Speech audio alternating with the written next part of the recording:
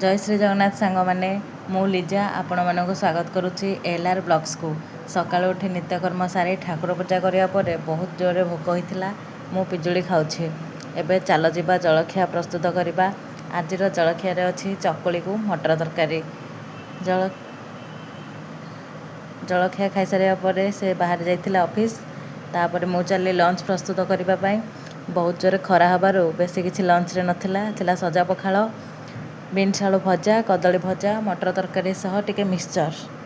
चल वीडियोटे भल लगुले like and subscribe करदे। जय श्री जगन्नाथ सांग मैंने मु लिजा आपण मानक स्वागत करुच्ची एलआर ब्लॉग्स को।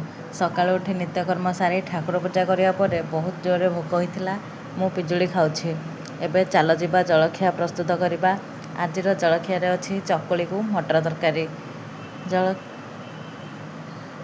जलखिया खाई सारा पर से बाहर जाइथिला ऑफिस।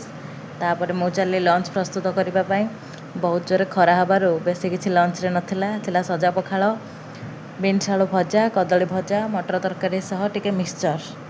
चल वीडियोटे भल लगुले लाइक एंड सब्सक्राइब करदे।